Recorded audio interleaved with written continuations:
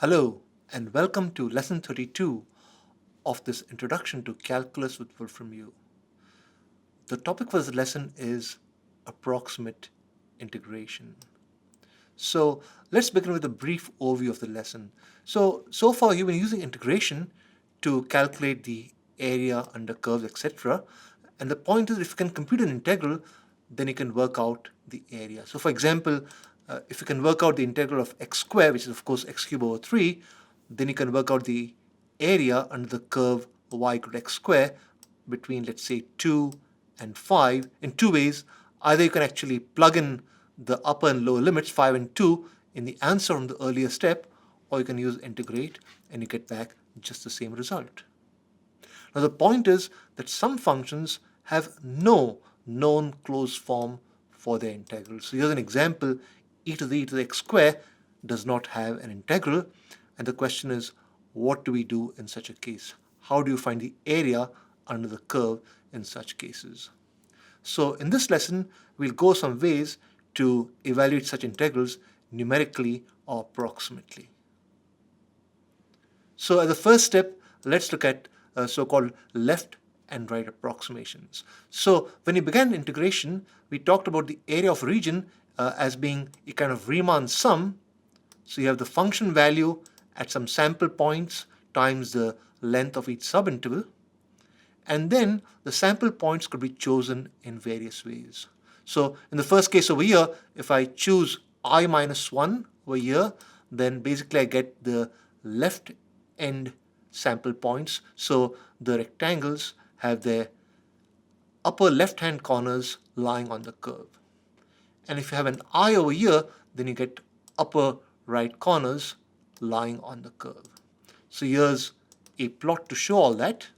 So in the first case, you have the left approximations, and the second case, you have the right approximations. And it's clear in the first case, you're kind of under approximating, and in the second case, you're over approximating.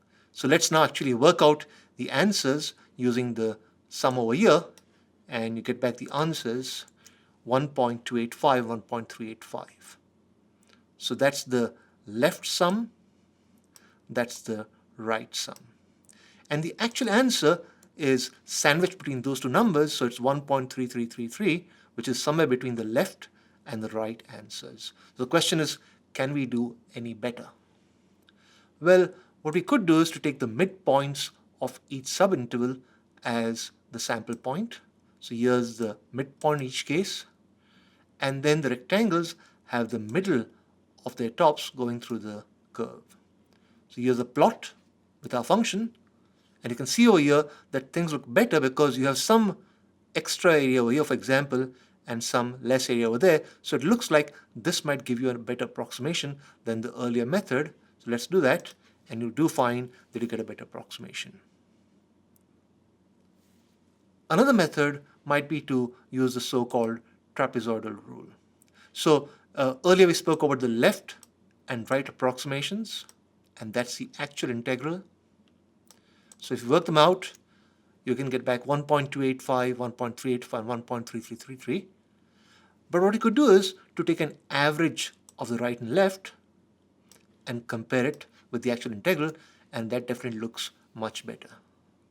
So effectively what you're doing is you're taking a trapezoid in each case with the height of trapezoid equal delta x, and the two lengths over here being the lengths of the function heights at those points. So here's the answer by trapezoidal rule, and you get back just the same result. Now, to go a step further, one could actually try and use polynomials, and that's what is called Simpson's rule. So in Simpson's rule, what you do is use parabolas to approximate the area under the curve. But that's a much harder problem, so you get back a slightly more complicated formula.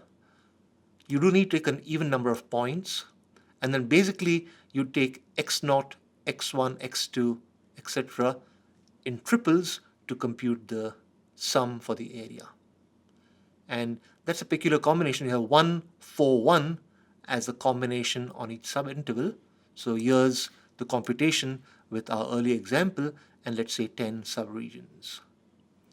and what you get back is the exact answer. So Simpson's rule is extremely powerful. It tries to use parabolae to compute the approximation, and in this simple case, it actually gets you the exact answer. Now, whenever you do any kind of approximation, you need to worry about errors.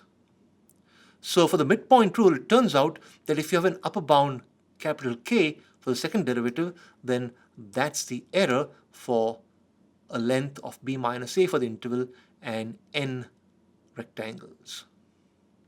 The trapezoidal rule has a very similar formula, but in fact the error is exactly twice the midpoint rule error.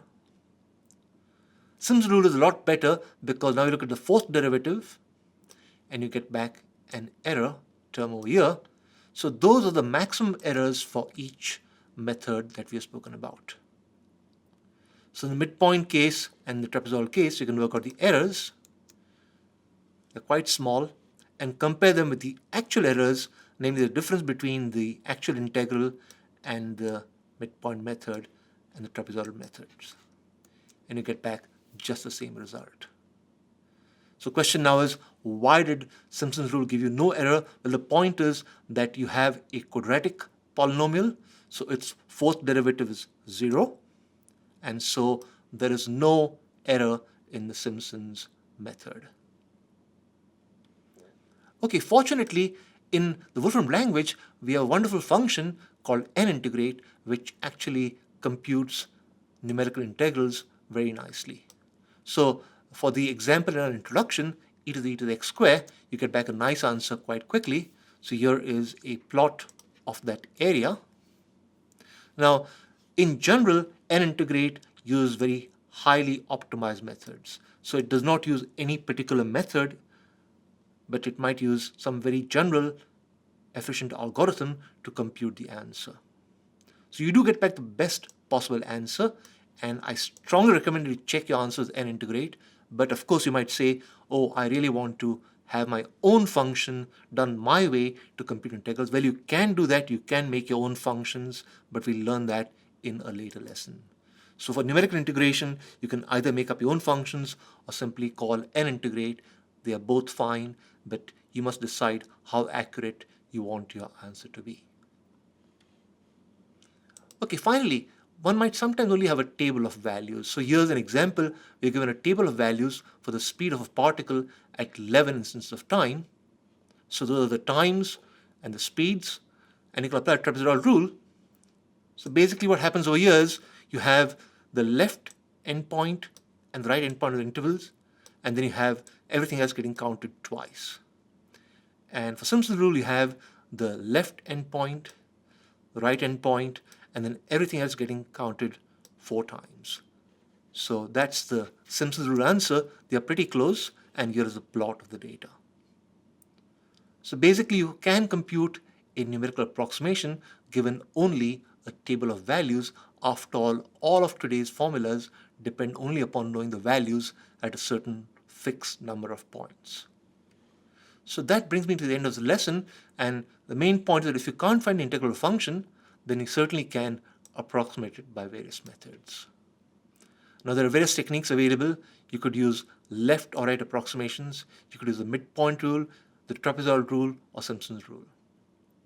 You could also use n-integrate, which is a very powerful function, and it will give you the best possible approximation that it came up with while finding the integral. And finally, you can use a table of values to compute a numerical approximation. That's good enough. So in the next lesson, we'll go over exponential functions. But before doing that, do review today's topic. It's a very interesting, useful part of calculus because very often in practice, you cannot find the exact answer. In that case, a numerical method is the best that you have. So I stop over here. Thank you very much.